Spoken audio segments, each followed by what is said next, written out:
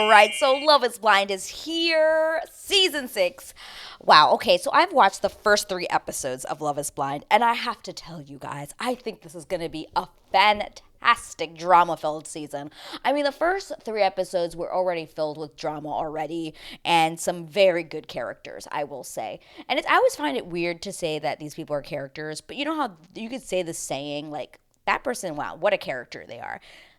I swear there is one person on this show that has to be a producer plant. Like they have to be a producer plant. And a lot of people have been talking about this lately. Like if you're watching my recaps of The Bachelor, I've been covering that as well, where there was this one woman who I swear to God, a lot of people are swearing that she's a producer plant because there is absolutely no way that someone like this can really be existing on the show. And there is one person, and we will talk about them. I also think that this season has a really good age range. I don't really see a lot of young people. Usually, like the first couple of seasons, I think we're really filled with like these young, like 20-year-olds, 24, 25-year-olds being like, yeah, I'm ready to get married, and it would just be a disaster, right? A lot of immaturity. I also, speaking of immaturity, I do think that this season, the women, not a lot of that going on. Thank God, because last season we got a whole lot of a lot of that going on in the house, and I really loved that this season. At least for now, I've only watched the first 3 episodes. I don't see any immaturity among the women. Everyone's very supportive of each other and really being, supportive of each other, which is really nice. But again, like I was saying, this season's going to be filled with drama. They kind of showed a preview in the beginning of it being very much of like lots of drama going on, and I'm very excited.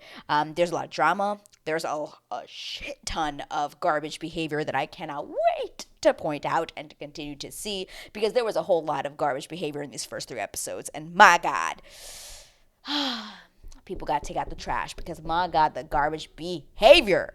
But the way I'm going to do this recap, I'm going to be doing it a little bit different than I do most of my recaps, where I usually kind of would go with from episode to episode, kind of going scene by scene. But because I just want to cover the first 3 episodes in its entirety, I kind of just want to get through the bulk of it and get through like just each couple and kind of to give you my thoughts and kind of what went on throughout the first 3 episodes. So first couples we're going to talk about, we're going to be doing the love triangles, or I guess we can also call them like love squares, because there could be like a fourth person involved. But the first one I really just want to dive into is Matthew, AD, Clay, and Amanda. She's kind of like a question. I put Amanda question mark because I didn't really know she was a thing until it was revealed at the end of episode 1 that she was a thing. So yeah, starting off with, we have AD, who I believe is going to be a very big piece of this. In all 3 episodes, she's a very big common thread between this relationship. So you have AD, who is really into Matthew and Clay, and Matthew. Yeah, immediately no. Like instantly, I was like, yeah, no. Matthew. He is garbage behavior. And why he's on this show, I don't understand. I really don't understand. He is the one I was talking about that I believe is a producer plant. A lot of people are believing it because this guy is so weird. Like, he's just weird. And I'm like, how did you get on this show? He's very like, he's kind of like big, but he keeps to himself. He doesn't talk to anybody in the house. They show a lot of scenes with him, like with everyone in the house kind of being very weirded out by him because he just doesn't really talk to anyone. He's in the first day, he like goes through the pods and he asks like the girls like, oh wait, we're at 15 questions here. Like pick a number and then I'll ask you a question. And then the girls would be like, okay, number 12. And he's like, okay, what is your favorite thing to do on the weekend? And then the girl would talk about it, and then like he would get uninterested, which I think it happened with Sarah Annie. He asked her a question, she answered it, and then he just left the room. Didn't say anything, was just like not into it, and just walked out. Didn't say anything. Rude AF, very, very rude. He felt really weird when somebody asked him a question back, like being like, oh, I'm not ready to answer questions. I'm like, sir, why are you here? Wait, what? Why are you here? He starts creating this connection with AD, which I honestly don't understand what AD was seeing or hearing. Like, I don't know. It was just weird because he started off like kind of like odd, and she kind of was a little bit like, oh, this is weird. But then he started like kind of opening up with her, and I think because of that, she started to build a connection.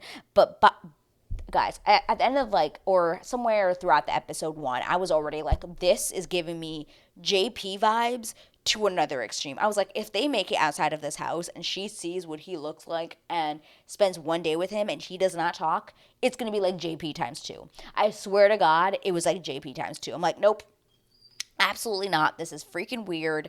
Not about it. Not about it. But then we have her meet Clay, who another one who gives me really red flags. Really, I'm not about it.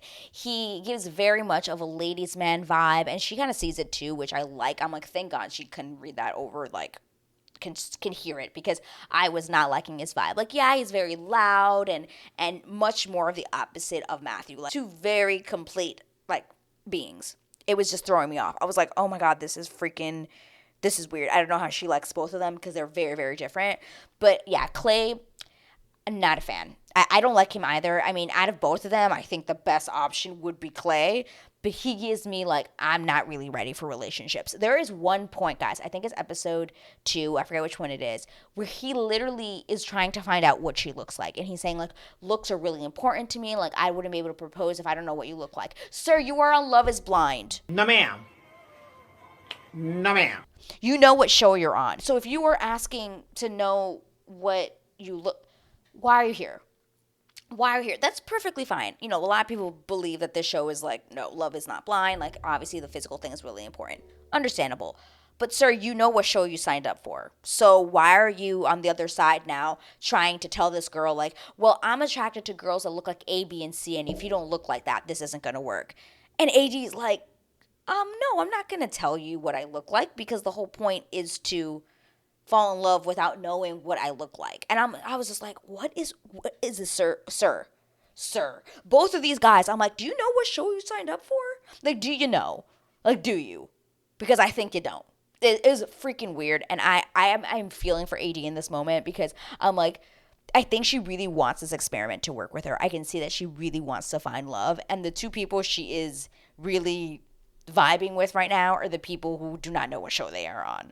But yeah, Clay, like I said, he kind of just gives me these vibes that I'm just like, When in episode 3, when AD admits to Clay that she is into Matthew and there's this whole other drama going around with him, like, Clay at first is literally like, Matthew, like, who's that? And when he realizes that she's talking about Matthew, the guy who doesn't talk, the weird guy in the house that's kind of odd, he's like, really? I'm in competition with this guy, and he starts like pacing the room and kind of getting loud in his voice. And I was like, red flag. Give me a red flag. Someone give me a red flag. I was like, no. No. I am not dealing with this behavior. Garbage behavior. It is not the way you're supposed to respond in this moment. I was like, nope. Abort this relationship. Abort. I can't. I'm not a fan. Not a fan. I don't know. Let me know, guys, in a comment below. Did you kind of agree with the way that Clay kind of handled that situation when AD told him about Matthew? Do you kind of understand? Do you understand him, or do you side with him? Let me know in a comment below, because I was not about the behavior. To me, red flag. I was like, out. Goodbye. Not the one. But then within this triangle, we have this girl named Amanda, who I swear to me, like, didn't really know was really in a relationship at all with anyone. But we find out after Matthew and AD have been talking that, Matthew's telling her, like, you're the one, let's go out of this together, you and I, like, I don't want to be with anyone else, you're the one for me. And she's like, oh my God, like, yes, I found the guy, which I don't understand why, but she's like, yes, I found him. She goes back to the house, and you have Amanda in there being like, yeah, so I just spoke with Matthew, and he told me that I'm the one. And basically tells her, like, word for word what Matthew had told her, which I thought was funny, because at this point, Amanda doesn't know that AD and Matthew have been talking. But at the end of episode 1, you find out that Matthew's been basically playing these women, just playing them like a fiddle, playing them like a fiddle. I couldn't. I was shooketh. I was like, I'm sorry, what? I'm sorry, what? My mouth was dropped when I found out that he had been playing this freaking quiet-ass guy. It's always the quiet ones. This quiet guy over here was playing these two women, telling them both, oh, yeah, you're the one for me. Like, let's run out of here together. I was shooketh. And I think AD was. Guys, comment down below on your thoughts on Matthew, because I feel like we got lots to chat about. Please comment down below on your thoughts on Matthew, because I cannot. I seriously cannot.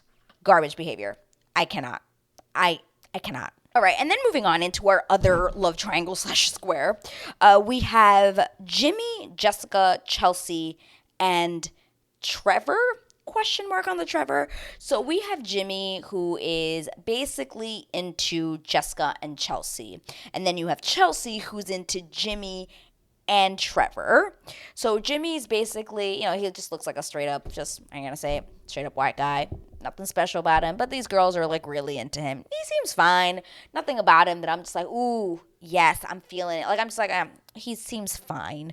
I don't see any red flags really with him. He just seems like a good dude. Like, there's nothing about him that I'm like, okay, yay or nay, kind of thing. And in the beginning, in the first episode, you really see him connecting with Jessica, who we find out has a 10-year-old daughter, and she is telling the women in the house that she is not going to tell any of the men right away that she has a child because she wants them to get to know her first. Now, we have thoughts about that. I mean, that's a really big thing, and that's something you kind of really want to tell someone pretty early on. But then I kind of understand that, like, if you tell a guy that, like, on your first date, like, hey, I have a kid, they're probably going to run away and be like, what the, I'm not ready for a child, kind of thing.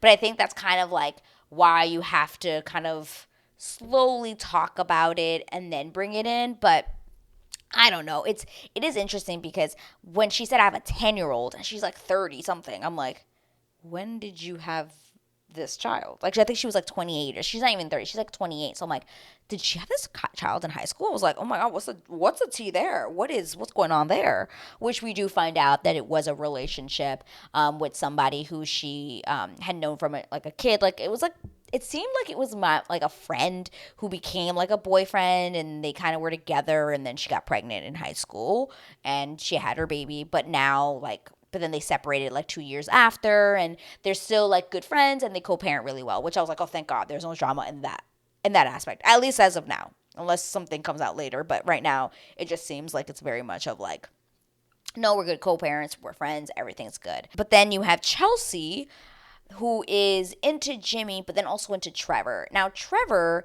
is an interesting fella to me because I don't know how I feel about him. I don't hate him, but I don't like him either. He just seems kind of like, he's like one of those guys that he's like a big physical, like he's a big dude. He's a big physical trainer. Like, he's got big muscles, but he's kind of like a little cuddly bear inside, very soft. Like, I think people see him and think that he's a very different person than what he is. And like, I liked him. There's been some talk around that people don't like him and they feel like he's a little bit immature. I haven't gotten that vibe yet. I'm sorry. Don't kill me. I don't know if I'm missing it. I don't know, but I don't really see that yet. I do just see somebody who's just like, hey, I want to fall in love and I want to find the right person. It was like nothing crazy. Like, the only people who give me major red flags in this are the people I already spoke about, which are Matthew and Clay. But Chelsea's kind of going back and forth between Jimmy and Trevor, and Jimmy is going between Jessica and Chelsea. So Jimmy and Jessica, what do I think about them? What I think about them is I think they would work. I think they would be fine. I think she would be I think she's going to be a handful. I'm not going to lie. I think she would be a little bit of a handful for Jimmy. But also Jimmy doesn't know that Chelsea and Jessica are two, like, they look very different. Like, you'd be getting very, very different vibes here. But what I felt was very telling was when Jessica does tell Jimmy that she has a kid, he kind of says, like, oh, it's fine. But what I was seeing on his face and the way he kind of reacted when she told him didn't really sound like he was fine. And it becomes a little bit of a common thread that you hear him talking with the guys, like, is he ready to kind of be a father figure? Is he ready to have a child already? This isn't a baby. Like, this is a 10-year-old kid, So there's a lot there. And I can understand, like, why he would be, like, kind of scared or taken aback that, like, this person was probably your number one, and now she probably moved to number two, or she's in 1.5 now, because now she's announced to him, or told him, like, hey, I have a kid. And that's a lot to take in. But I did see him oh, I should probably take a step back here. I really got a lot to think about. So I think in the end he's gonna end up picking Chelsea, which I found crazy. The same day that he is told that Jessica has a child is the same day that Chelsea decides to tell him, oh, by the way, I was married already. I was married to my high school sweetheart for 5 years. And he's just like, are you fucking kidding me? He's literally like, I'm sorry, I'm quiet. It's just like, this is the second news that I've heard today that just took me by surprise. And like, I understood like where he was coming from, you know, like he was very, very stressed because it was kind of like, hey, I have a kid. And he's like, oh, crap. Then he goes on his next day and he's like, hey, by the way, I was married and now I'm divorced. It's like, oh, what the hell? Like, what is going on with the two women I picked? Like, he's probably like freaking out. Now, I don't think there's anything wrong with the fact that Chelsea had a kid. That Chelsea is married or was married, excuse me. I think she's been, out of that relationship now for 8 years. Like, she knows like that wasn't my person. It was just my high school sweetheart, the person you thought you were going to be with. And then you just grew apart. Understandably so. It's somebody who you knew when you were very young. It's very understandable that you might, grow in different ways and just grow apart. That's totally normal, I would think. Obviously, there's people out there who marry their sweethearts and are with them for 70 years. Like, it can happen. But I like Chelsea. I do think in the end she's going to go more towards Jimmy than Trevor, because at one point Trevor does tell her that he's in love with her and she's the one for him, and she kind of just like, she doesn't say it back. And to me, the fact that she doesn't say it back means that she's more into Jimmy than she is into Trevor. But it was interesting because that's how actually episode 3 ends, is like after he tells her that, she's kind of like really overwhelmed, but she's like, hey, it's not a negative thing, like I'm really I'm like really happy to hear that you said that. But to me, it was telling that she didn't say it back, because if you felt the same way, you would have said it back. And because she didn't, I don't know, it makes me think that she doesn't choose him. I don't know. We'll see in the next 3 episodes that I will be watching. Actually, after I finish this recording, I'm going to go and watch the next 3 episodes. But obviously, they will be released differently on the channel. But yeah, I thought that was very interesting. I think Jimmy is going to, at this point, might be leaning more towards Chelsea, and Chelsea more still Jimmy. So we will see. But yeah. Then our last actually love triangle as of right now is Jeremy, Sarah Ann, and Laura.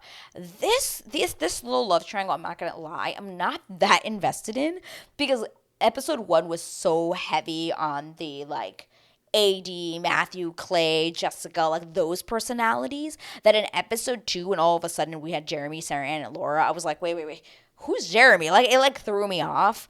So I don't really have much to say about them. It seems like Jeremy seems an interesting guy, very like, I don't know how to explain it, not nerdy, but he kind of just gives me like a very like talk fast, sarcastic, dry humor kind of guy.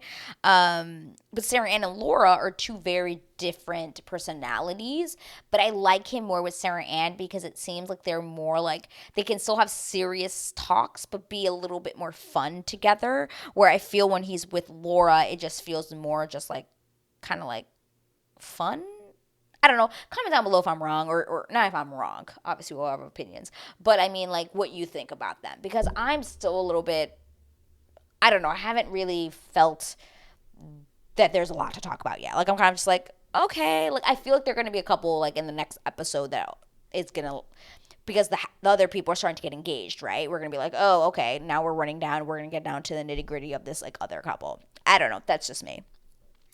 But now let's move on to just our couples, because we did have 2 proposals in this first 3 episodes. So let's talk about who I'm really, really rooting for right now, which is Amy and Johnny. Amy and Johnny, from the beginning, they just connect. Amy, I always got to root for my fellow Latina, who just seems also really down to earth and really looking for love. I do really believe that. She doesn't give me the stereotype of, this like loud Latina that's spicy. Like, she doesn't give me that vibe, but I really like her. She's from Puerto Rico. I mean, I love that. Love that. I love like her family story.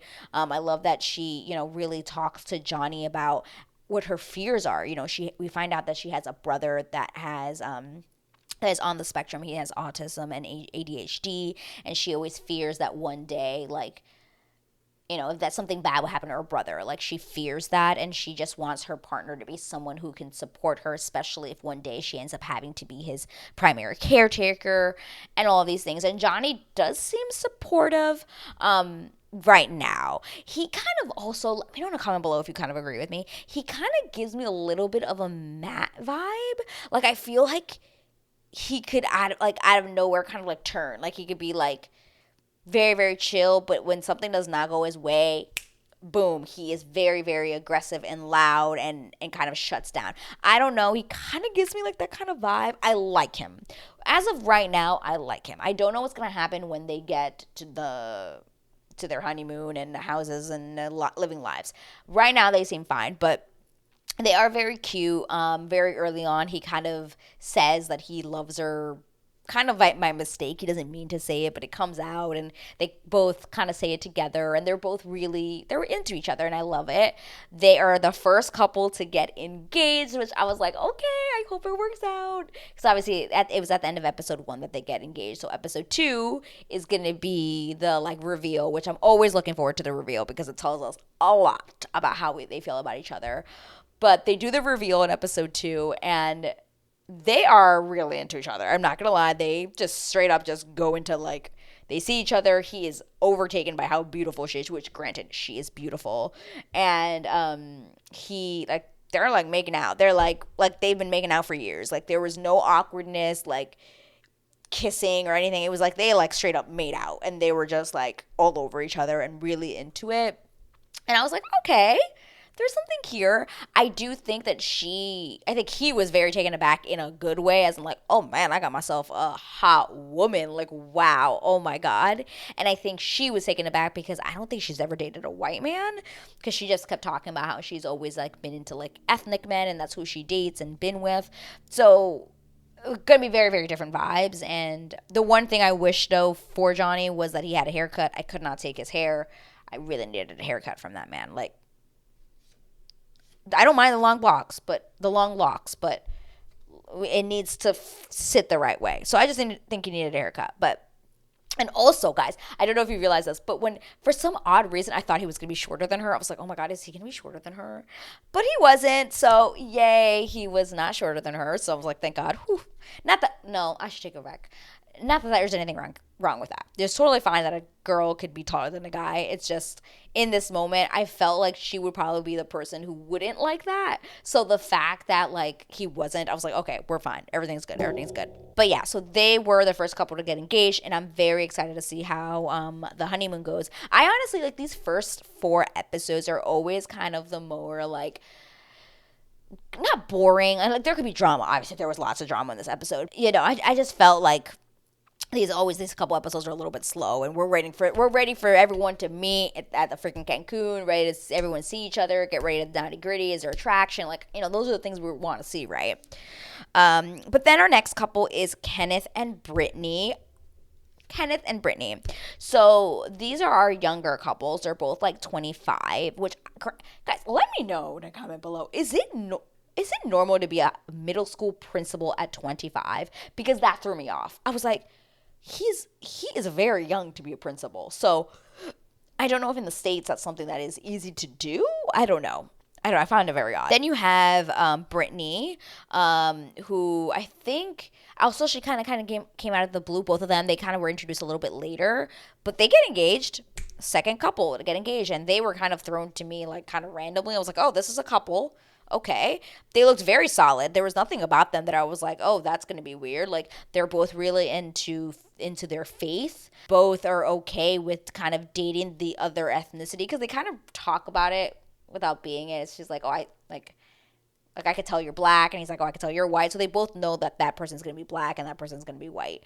Now, guys, I'm somebody that can kind of, usually by their voice, by their inflection, the way they talk about certain things, the kind of music they listen to, you could probably start to suss out where those people are from, what their ethnic background is. Because I do believe that kind of Matthew and AD kind of do something a little bit like that, where she kind of asks him like, hey, what's your kind of favorite music? Because that can be very telling as to where you're from. Like, if they're like, oh, I like country, most likely you're a white person. I'm not gonna. I hate being stereotypical like that, but most likely you could be.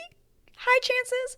If you like R&B and hip hop, most likely you're gonna be, a Latina or black. Like it's just higher chances. Higher chances. Not saying all the time, but just higher chances that you might be able to kind of figure it out by the way that they sound and also what kind of music they listen to. It could be easy to suss out, right? Kenneth and Britney, they get engaged. Pretty solid couple as of now. I think where they might run into issues might maybe the attraction thing, because they are so into like faith that I think that's going to be a very good bonding thing. That's very important. If you have someone that's really religious and someone that's not, could not work out good, could not be good. But I think that they are very much like very, very into their faith, and I think that's going to be a really good anchor for them. So I'm interested to see if there's going to be an attraction for sure, which I'm assuming episode 4 we'll see this meet up, so looking forward to that. Oh, I forgot to mention this one thing. I can't believe I forgot to mention this crazy thing about Matthew, AD, and Clay, because that ends up still being, I kind of want to go back to that because I didn't mention it, but with Matthew, AD, and Clay, and Amanda, that kind of all kind of comes crumbling down very quickly in episode, I think, end of episode 2? Episode 2? Is it episode 2? Hold on, let me look back at my notes. Yeah, at the end of episode 2, it kind of goes off into that. AD who confronts Matthew and is like, hey, I heard that you told Amanda the same thing you told me. And he tries to like cover up, being like, no, well, I told her, I didn't tell her exactly the same thing. What I told you was deeper. I said, get out. Sir? Oh, hell no! Get out of here. Sir? You need to leave. You need to leave. I cannot. But throughout the episode, AD is very, very conflicted on who she kind of wants to be with and who she believes. She's kind of getting really kind of red flags from both of them, but she's not sure what she wants to do. You can just tell that, right? AD goes back to Amanda and pretty much tells her, like, hey, I need to tell you what's going on. And Amanda's like, well, I'm out. I'm not dealing with this. I said, good. I hope you're out and you're out forever. Like, just leave. This man is not worth your time. Please do not talk to this man. Matthew is not, he is not the one. He is not the one. But get this. Again, with the Matthew. Oh my God, Matthew, this guy. I just, oh my God. He has a tendency to somehow continue to talk about television and about the people that are watching. He literally, right before he kind of breaks things off with AD, because he realizes, like, yeah, this, like, she's given up, like, she's moving on, which thank God she did. Thank God. He says, well, America loves an underdog. America loves an underdog. I was like, wait. You are breaking the fourth wall here, sir. Why are we talking about TV? Why are we talking about America loving you as an underdog and hoping that you win? I'm sorry, what? Why are you talking about, like, oh, well, I feel really bad because I broke the heart of some girl on national TV? Sir, why are you talking about this? He brought it up like 3 or 4 times, and AD was literally like, is there a reason you're talking about TV? Like, what is going on? And he's just like, well, we are being filmed and we're being recorded. I'm like, this is fucking weird. Oh my God. And in the end, she's kind of just like, yeah, so are you sad that it didn't work out because it wasn't with Amber? He's just like, well, yeah, because I broke a girl's heart on national TV and everybody watched me do it. And I'm like, okay, sir, you need to leave. And this moment just... So AD leaves, and she's just like, thank God, what the fuck, I'm over this. Thank God. She leaves the pod, and I'm like, girl, you were good for you. You freaking dodged a bullet. Good for you. So you have Matthew go back to the house, and he's like pissed. Throws down his book, and he's like, I'm gonna go get my girl. I'm gonna go get Amanda. I'm sorry, what? I'm sorry, what? The cheek, the nerve, the gall, the audacity, and the gumption. Just leaves, swats, and says he's gonna go get his girl. I said, this is fucking weird. This is beyond weird AF, and I was not a fan of it. Oh my God, guys, let me know what you thought about that comment. Again, just let me know in general what you think about Matthew and about his whole ordeal, because I literally, I could not. So yeah, guys, that is my recap for episodes 1, 2, and 3. Again, I think this season is going to be chef's kiss of the drama and the garbage behavior. Love is Blind is my favorite show to talk about garbage behavior in, because there is so much of it and I can't wait to see it. The preview they showed also really showed off a lot of this garbage behavior that we're going to see, and I can't wait to cover it on the channel. So far, what did you think of the first 3 episodes? I know probably at this point you might be already on episode 6, and most likely when I release this episode I've already watched episode 6, but let's just keep the comments to episodes 1 through 3 just in case other people have not watched them. Let's make it sure we try to keep it spoiler free for our other friends here, okay? But if you liked this video, please click that like button, and of course subscribe to my channel. Turn on those notifications so you'll know the next time I post my Love is Blind reaction. If you're into reality TV, also know that I am covering the Bachelor franchise at the same time, so please head on over and watch those videos as well, because they are a hoot. But of course, if you don't subscribe, all is well. I appreciate you guys for even being here, but I will see you in my next video. Bye!